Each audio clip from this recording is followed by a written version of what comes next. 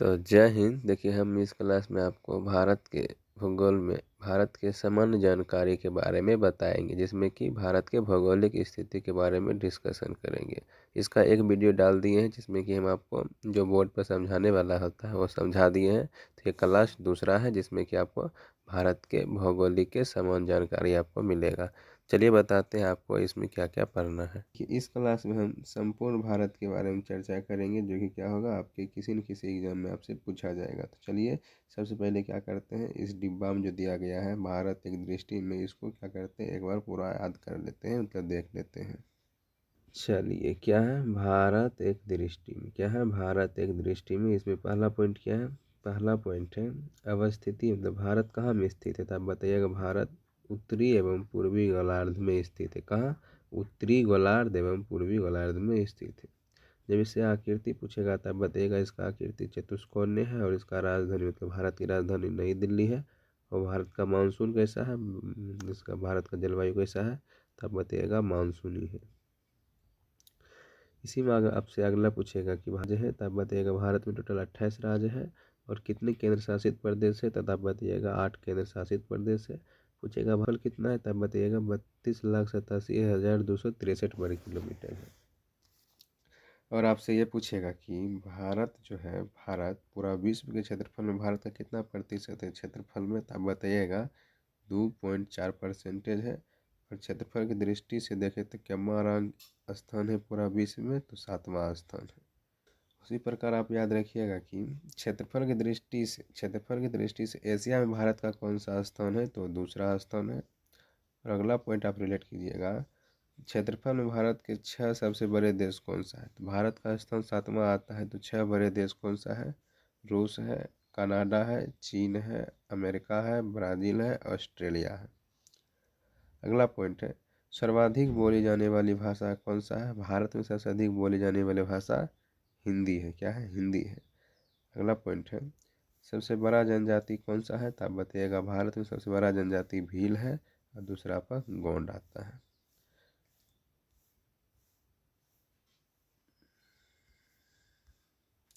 चलिए, अगला पॉइंट दिया गया है, इस पॉइंट को जरूर याद रखिएगा। ये पॉइंट हम आपको बोर्ड पर समझा दिए हैं। जब पूछेगा भारत का अक्षांशीय स्थिति कहाँ से कहाँ तक है, तब बताइएगा 8 डिग्री 4 मिनट से 37 डिग्री 6 मिनट उत्तरी अक्षांश की ओर है। और जब आपसे देशांतरीय पूछेगा तब बताइएगा 68 डिग्री 7 मिनट से 97 डिग्री 25 मिनट पूर्वी देशांतर की ओर है। अगर उत्तर से दक्षिण की लंबाई देखें तो है 32 14 किलोमीटर, मतलब 3214 किलोमीटर। अगर पूरब से पश्चिम की लंबाई देखें तो कितना है 2933 किलोमीटर, मतलब 2933 किलोमीटर है। आप चारों पॉइंट को एक साथ ये रिलेट करके याद कीजिएगा। जब आपसे पूछेगा कि भारत का सबसे पूर्वी बिंदु क्या है, तब बताइएगा अरुणाचल प्रदेश का किबितु भारत का सबसे पूर्वी बिंदु है। उसी प्रकार पूछेगा भारत का सबसे पश्चिमी बिंदु क्या है, तब बताइएगा गुजरात का गुहार मोती या गौरमाता है। उसी प्रकार पूछेगा भारत का सबसे उत्तरी बिंदु क्या है, तब बताइएगा इंदिरा कॉल, जो कहाँ है, लद्दाख में। कहाँ, लद्दाख में भी कहाँ, सियाचिन ग्लेशियर के काराकोरम दर्रा में। कहाँ, सियाचिन ग्लेशियर के काराकोरम दर्रा में स्थित है। अगला पॉइंट आप याद रखिएगा, भारत के मुख्य भूमि जब पूछेगा, क्या पूछेगा, भारत के मुख्य भूमि से दक्षिणतम बिंदु पूछेगा, तब आप बताइएगा कन्याकुमारी, जिसको बोलते हैं अननम केप कमोरिन, जो कहाँ है, तमिलनाडु में। पॉइंट दिया गया, इस पॉइंट दोनों को पॉइंट को रिलेट कीजिए। पहला पॉइंट है भारत के मुख्य भूमि से दक्षिणतम बिंदु। देखिए, जब आपसे पूछेगा मुख्य भूमि का दक्षिणतम बिंदु, तब आप बताइएगा तमिलनाडु का केप कमोरिन या कन्याकुमारी। लेकिन जब आपसे पूछेगा पूरे भारत का दक्षिणतम बिंदु, क्या पूछेगा, पूरे भारत का दक्षिणतम बिंदु, तब आप बताइएगा इंदिरा कॉल। क्या है, इंदिरा कॉल है। नाम ही पूछेगा कि इस इंदिरा पॉइंट का अन्य नाम क्या है, तब बताइएगा पिगमिलियन पॉइंट, या इसी को पारस पॉइंट भी कहा जाता है।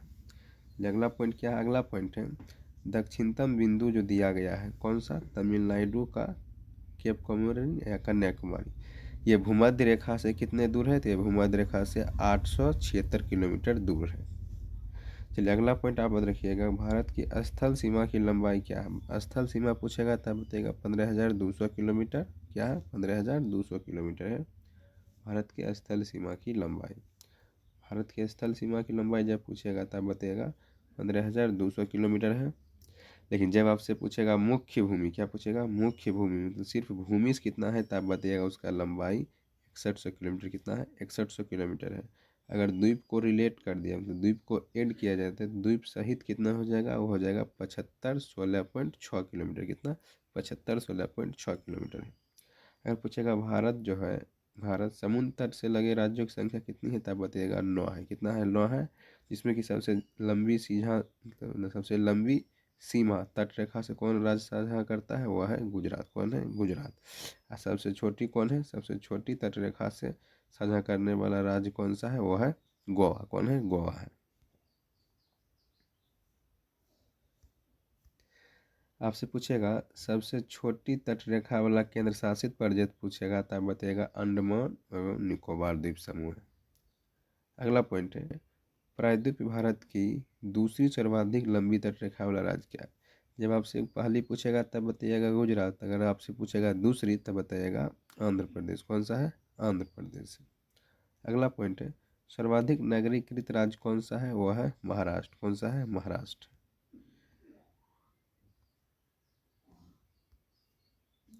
अगला पॉइंट आप याद रखिएगा, न्यूनतम नगरीकृत राज्य कौन सा है? न्यूनतम नगरीकृत राज्य हिमाचल प्रदेश है। कौन है? हिमाचल प्रदेश। अगला पॉइंट है, सर्वाधिक वन आच्छादित राज्य, सबसे अधिक वन कहाँ में है तब बताइएगा मध्य प्रदेश। किसमें? क्षेत्रफल में है। सबसे कम कहाँ है वन आच्छादित? वो है हरियाणा। कहाँ? हरियाणा में। अगला है,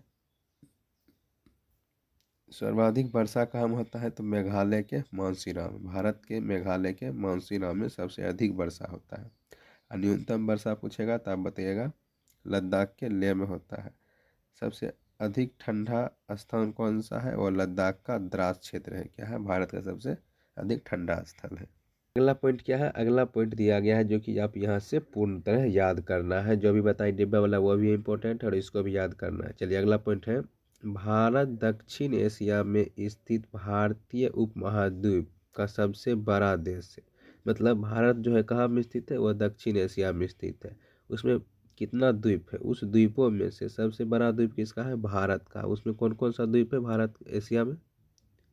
दक्षिण एशिया में कौन कौन सा द्वीप है जिसमें कि भारत सबसे ज़्यादा है? वह है पाकिस्तान, भारत, नेपाल, भूटान एवं बांग्लादेश। बताइए इसमें श्रीलंका है? तो इसमें श्रीलंका नहीं है और मालदीव भी नहीं है, ये ध्यान रखिएगा।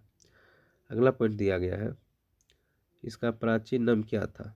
मतलब भारत का प्राचीन नाम जम्बू द्वीप है। क्या है? जम्बू द्वीप है या आर्यवर्त है।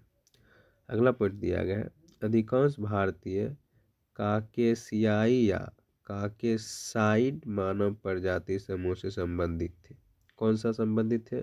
प्रजाति से, मानव प्रजाति से। तब बताइएगा काकेशियाई या काकेसाइड, याद रखिएगा।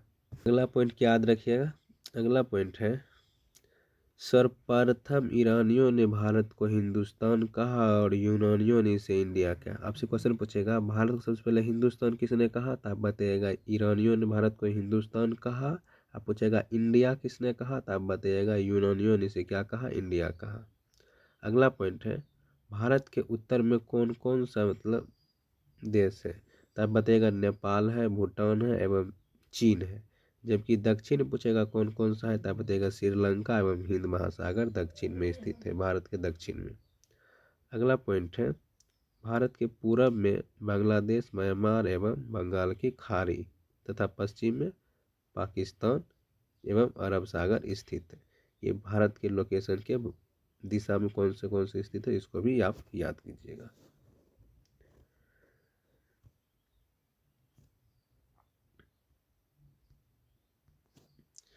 चलिए अगला पॉइंट क्या दिया गया है? अगला पॉइंट है, भारत एकमात्र ऐसा देश है जिसके नाम पर किसी महासागर का नामकरण किया गया, मतलब नाम रखा गया। उस महासागर का नाम क्या है? हिंद महासागर। आपसे क्वेश्चन पूछेगा किस एक महासागर का नाम भारत या किसी देश के नाम पर रखा गया, तब बताइएगा हिंद महासागर।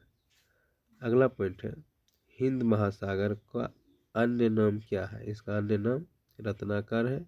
इसे क्या कहा जाता है? शांत क्षेत्र एवं शांत समुद्रों की कुंजी कहा जाता है। क्या कहा जाता है? 7 समुद्रों की कुंजी।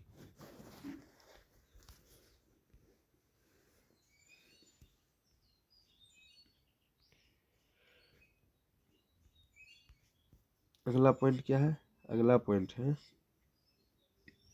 हिंद महासागर का पश्चिमी भाग क्या कहलाता है? हिंद महासागर का पश्चिमी भाग अरब सागर कहलाता है एवं पूर्वी भाग क्या कहलाता है? पूर्वी भाग बंगाल की खाड़ी कहलाता है। क्या कहलाता है? बंगाल की खाड़ी। अगला पॉइंट क्या है? अगला पॉइंट दिया गया है भारत में समुद्र तल से औसत ऊंचाई कहाँ से मापी जाती है? तब बताइएगा चेन्नई के समुद्र तट से मापी जाती है। कहाँ से? चेन्नई के समुद्र तट से। अगला पॉइंट क्या है? अगला पॉइंट है भारत की मुख्य भूमि उत्तरी अक्षांश में कितना डिग्री है? तब बताइएगा 8 डिग्री 4 मिनट से 37 डिग्री 6 मिनट एवं 68 डिग्री 7 मिनट से 97 डिग्री पूर्वी देशांतर में के बीच में स्थित है। यह पॉइंट आप याद रखिएगा। चलिए अगला पॉइंट क्या है? अगला पॉइंट है संपूर्ण भारत का अक्षांशीय विस्तार जब आपसे पूछेगा तब बताइएगा 6 डिग्री 4 मिनट से 37 डिग्री 6 मिनट उत्तरी अक्षांश। ये हम आपको बोर्ड पर पढ़ा दिए हैं कैसे कैसे है। चलिए अगला पॉइंट है अक्षांशीय एवं देशांतरीय विस्तार में कितने डिग्री का अंतर होता है? वो होता है 30 डिग्री का। इसको भी याद रखिएगा।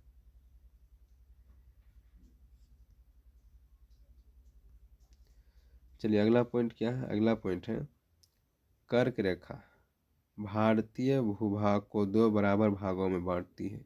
यह उत्तरी अक्षांश से कितने डिग्री पर झुका हुआ है? 23.5 डिग्री। उत्तरी अक्षांश को ही कर्क रेखा कहते हैं। जो भारत कितने भागों में बांटते हैं? 2 बराबर भागों में बांटते हैं।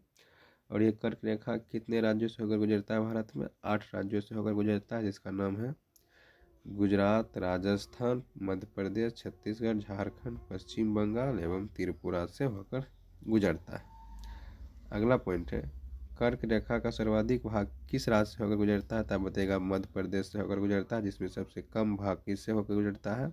राजस्थान से होकर गुजरता है। सबसे कम भाग राजस्थान से होकर गुजरता है।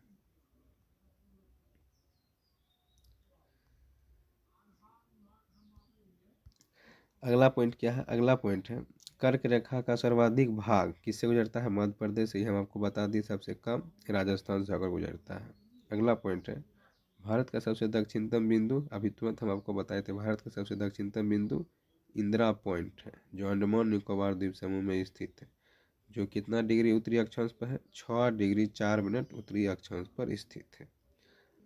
चलिए अगला पॉइंट क्या है? अगला पॉइंट है 82.5 डिग्री पूर्वी देशांतर रेखा जो प्रयागराज में कहाँ मिलता है? तो आप बताइएगा प्रयागराज के नैनीताल में हो, नैनीताल में मिलता है। इसी में क्या है अगला दिया गया जो कि उधर नहीं दिया, कटा हुआ था, दिया है नैनी से गुजरता है। कहाँ से? नैनी से गुजरता है, जो भारत के मानक समय रेखा माना गया है, जो ग्रीनविच मध्य जीएमटी से 5.5 घंटा अधिक। आपसे पूछेगा भारत का जो मानक समय है 82 डिग्री, वो भारत का मानक समय कितना डिग्री ग्रीनविच माध्यम से आगे है, कितना घंटा आगे है? तब बताइएगा 5 घंटा 30 मिनट क्या है आगे है, जो कहाँ से गुजरता है?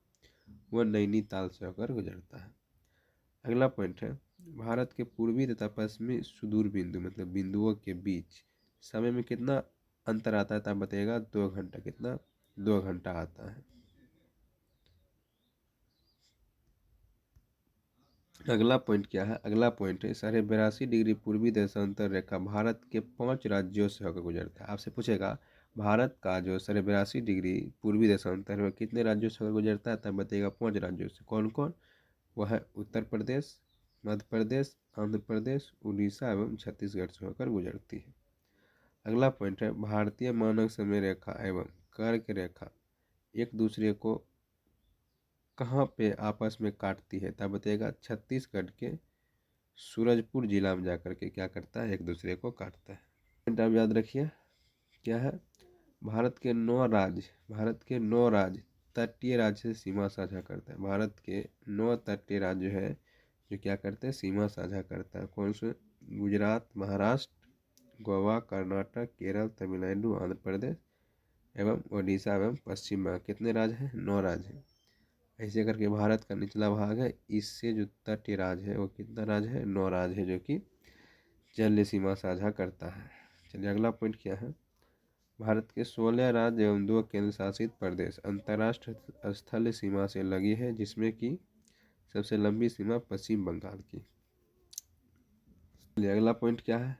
अगला पॉइंट है केंद्र शासित प्रदेश पौंडुचेरी 3 राज्यों में फैला है, जिसका नाम क्या है? आंध्र प्रदेश में इसका नाम है यमन, तमिलनाडु में इसका नाम है कराईकल एवं पौंडुचेरी, तथा केरल में इसका नाम है माहे। मतलब केंद्र शासित प्रदेश पौंडुचेरी के 3 राज्यों में फैला हुआ है। पूछेगा आंध्र प्रदेश में कौन सा भाग है उसका, तो बोलेगा अमन, तमिलनाडु में कराईकल एवं पौंडुचेरी, केरल में माहे उसका भाग स्थित है, जिला। अगला पॉइंट है,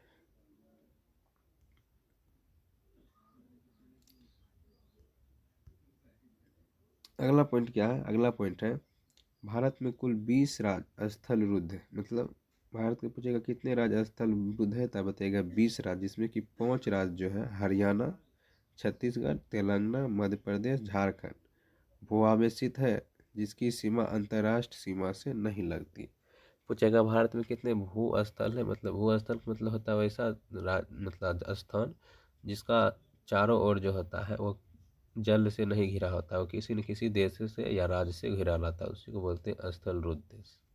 इसमें कि कितना है?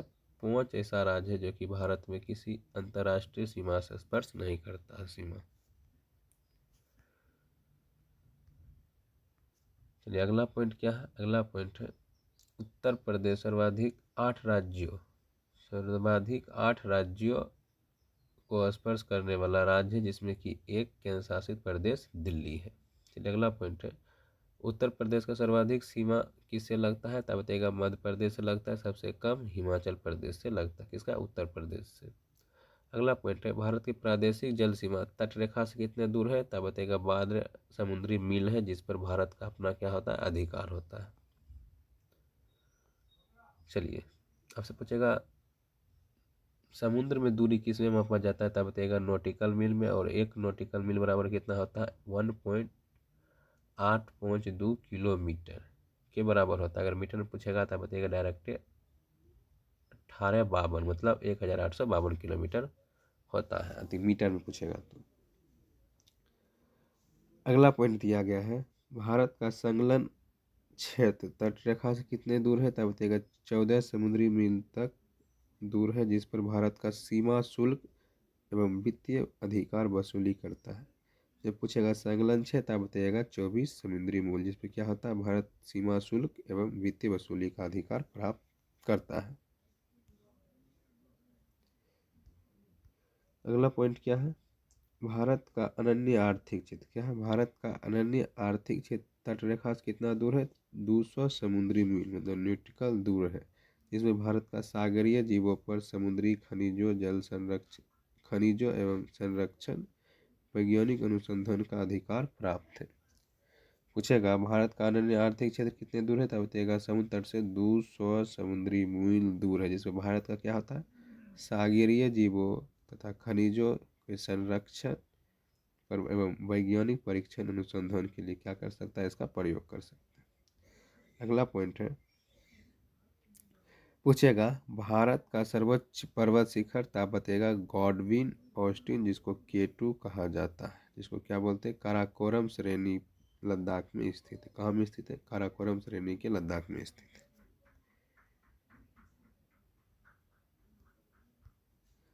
अगला पॉइंट आप रखिए, धनुष कोडी जो होता है, धनुष कोडी किस द्वीप पर है? पंबन द्वीप पर। किस द्वीप पर है? पंबन द्वीप पर है, जो भारत के तमिलनाडु राज्य एवं भारतीय क्षेत्र का अंतिम शहर के नाम से जाना जाता है। धनुषकोडी किस द्वीप पर है? पंबन द्वीप पर, और भारत का अंतिम शहर यह है।